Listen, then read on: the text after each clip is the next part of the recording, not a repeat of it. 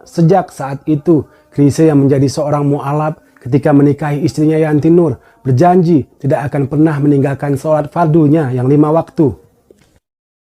9. Ketika tangan dan kaki berkata, Chrisye, akan datang hari, mulut dikunci, kata tak ada lagi. 8. Rindu Rasul, Bimbo.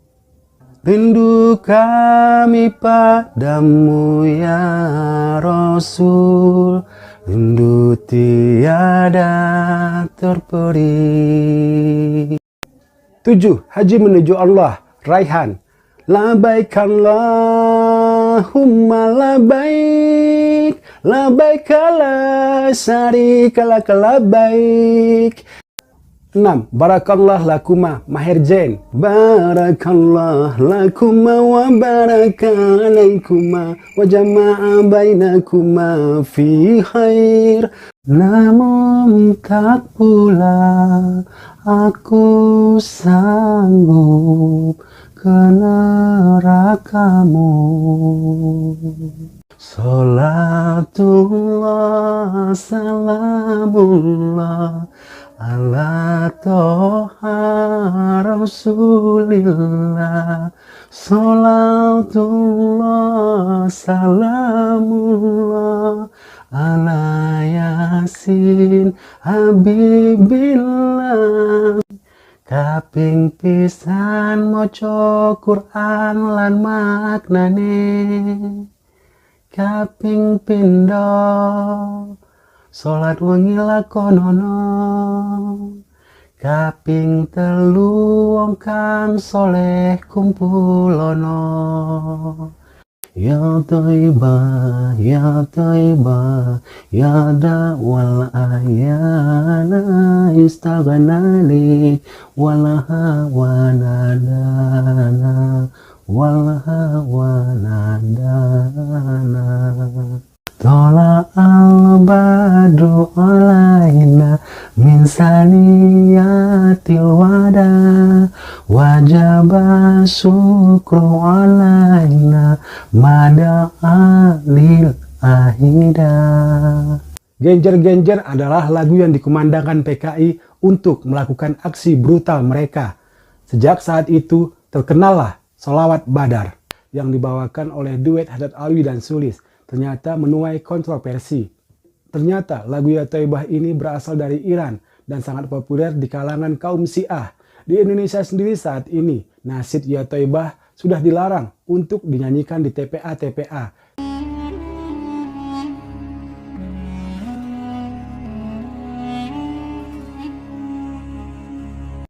5. Iktirab atau sebuah pengakuan. Syair iktirab atau sebuah pengakuan adalah karya Abu Ali Al-Hasan bin Hani Al-Hakami atau lebih dikenal dengan nama Abu Nawas. Ia lahir tahun 145 Hijriah atau tahun 747 Masehi di kota Ahpas, Persia, sekarang negara Iran. Abu Nawas merupakan seorang pujangga Arab dan dianggap sebagai salah satu penyair terbesar sastra Arab klasik. Kehidupan Abu Nawas juga dikisahkan beberapa kali dalam kisah 1001 Malam.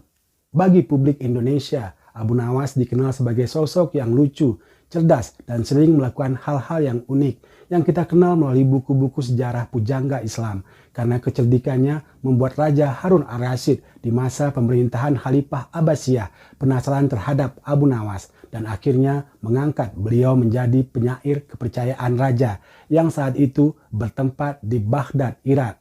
Lalu Gus Dur, Presiden keempat RI, adalah sosok yang sangat mengagumi karya-karya Abu Nawas. Gus Dur yang sempat berkuliah di Baghdad, Irak ini hafal betul ribuan bait-bait syair yang dibuat oleh Abu Nawas.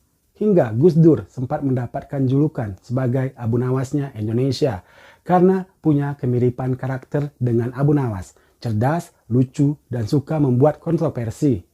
Dan syair iktirab ini pun diterjemahkan Gus Dur ke dalam bahasa Indonesia. Dalam berbagai kesempatan, Gus Dur sering melanggamkan syair iktirab ini. Dari sekian banyaknya syair bait karya Abu Nawas ini, al-iktirab lah yang paling masyhur di tanah air. Di musala-musala kecil, di pedesaan, syair ini sering dikumandangkan dengan pengeras suara sebagai menunggu imam datang untuk memimpin salat berjamaah. Tak cuma itu, para artis nasional seperti Haddad Alwi dan grup nasid asal Malaysia, Raihan, pun merilis syair Al-Iqtirab menjadi sebuah lagu, dan lagu ini pun menuai kesuksesan yang besar kala itu. Dan terakhir, grup Sabian Gambus juga mengcover lagu ini di channel YouTube mereka. Lirik syair lagu Al-Iqtirab yang syahdu bisa membuat siapapun yang mendengarkannya akan meneteskan air mata. Wahai Tuhan, ku tak layak ke surgamu, namun tak pula aku sanggup ke nerakamu. Ampunkan dosaku, terimalah taubatku. Sesungguhnya Engkaulah pengampun dosa-dosa besar. Dosa-dosaku bagaikan pepasir di pantai. Dengan rahmat-Mu ampunkan daku, oh Tuhanku. 4. Sholawat Badar. Sholawat Badar berisi puji-pujian kepada Rasulullah Shallallahu Alaihi Wasallam dan para ahli perang Badar atau sahabat yang mati syahid dalam perang Badar. Sholawat Badar ini digubah oleh Kiai Ali Mansur, salah seorang cucu dari Kiai Haji Muhammad Siddiq Jember.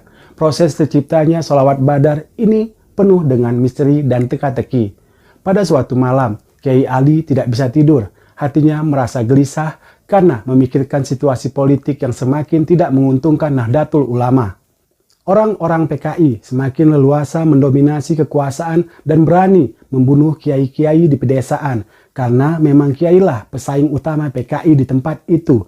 Sambil terus merenung, Kiai Ali terus memainkan penanya di atas kertas, menulis syair-syair dalam bahasa Arab. Dia memang dikenal mahir dalam membuat syair sejak masih belajar di pesantren Lirboyo, Kediri.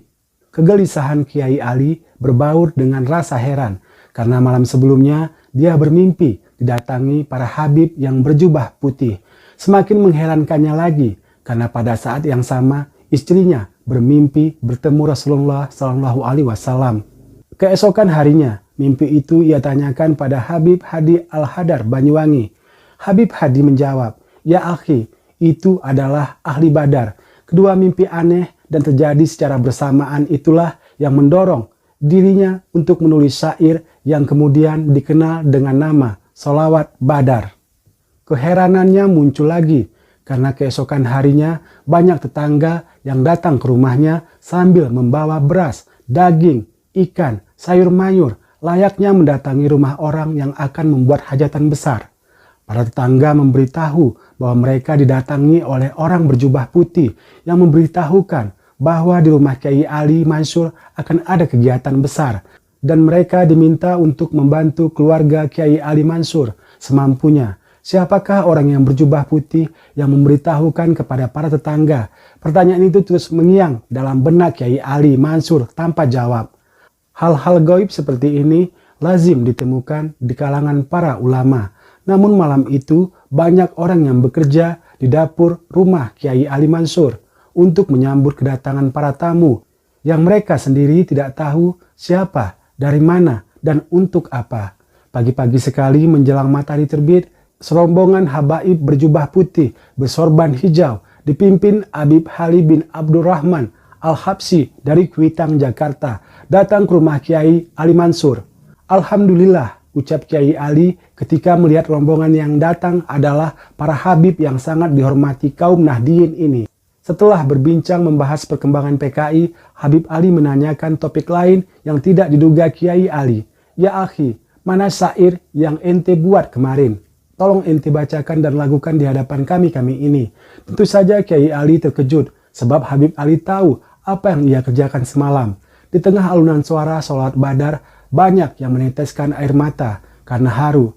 Selesai sholawat badar dikumandangkan, Habib Ali segera bangkit dari duduknya dan berkata, "Ya akhi, mari kita perangi genjer-genjer PKI." Genjer-genjer adalah lagu yang dikumandangkan PKI untuk melakukan aksi brutal mereka. Sejak saat itu terkenallah sholawat badar. Salatullah salamullah ala toha rasulillah. Salatullah salamullah ala yasin habibillah. Salatullah salamullah ala yasin habibillah.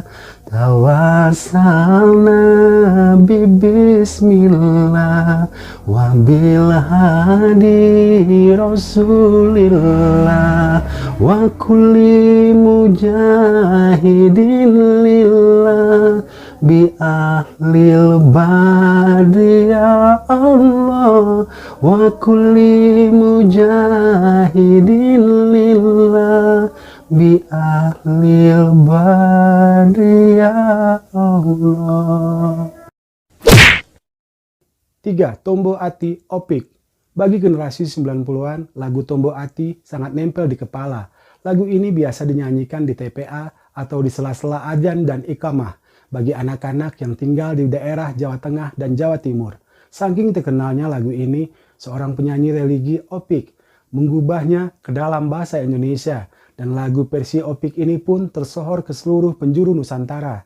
Terkait siapakah pencipta lagu Tombo Ati ini, guru-guru sekolah di seputaran Jawa Tengah menginformasikan bahwa lagu ini diciptakan oleh Sunan Bonang.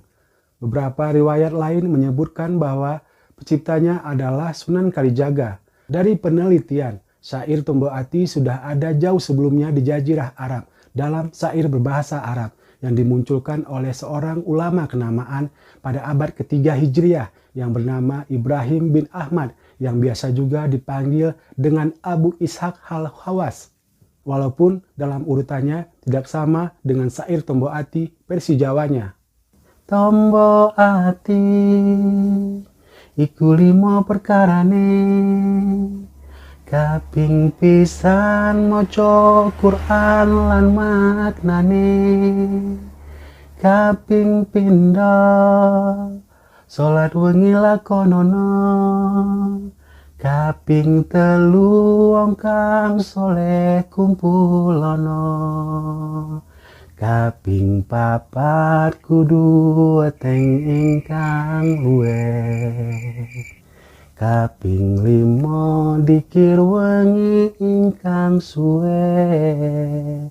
Salah sawijine sapa iso ngelakoni, mugi-mugi Gusti Allah jembadani. 2. Ya Thaibah. Ya Thaibah, ya Thaibah, ya da'wal ayana istaghnali walaha wanadana walaha wanadana. Lagu nasyid Ya Thaibah yang sempat sangat populer di Indonesia yang dibawakan oleh duet Haddad Alwi dan Sulis ternyata menuai kontroversi. Ternyata lagu Ya Thaibah ini berasal dari Iran dan sangat populer di kalangan kaum Syiah. Di Indonesia sendiri saat ini, nasyid Ya Thaibah sudah dilarang untuk dinyanyikan di TPA-TPA karena ini liriknya adalah pemujaan yang berlebih-lebihan terhadap Ali bin Abi Thalib. Di lirik nasyid ini menceritakan bahwa Ali adalah sumber anugerah-anugerah atau bakat-bakat atau keutamaan-keutamaan. Ini sangat berlebihan alias gulu. 1. Tola'al badru alaina. Tola'al badru alaina min saniyatil wada wajaba sukru alaina Madal alilal hida. Tol al-Badru alaina adalah nasyid yang dikumandangkan oleh kaum Ansar untuk menyambut kedatangan Nabi Muhammad SAW dari Yasrib, sekarang bernama Madinah. Lagu ini telah berusia 1400 tahun dan disebut-sebut sebagai salah satu peninggalan syair Islam tertua. Demikianlah 9 cerita lagu religi dan salawatan paling diingat sepanjang masa. Part 2 selesai. Urutan lagu ini dibuat berdasarkan survei yang saya lakukan sendiri dari luasnya lagu beredar di beberapa negara, serta berapa lama dan sambutan masyarakat atas lagu-lagu tersebut di atas. Saya mohon tekan like, komen, serta subscribe-nya. Terima kasih. Asyik undur diri. Wassalam.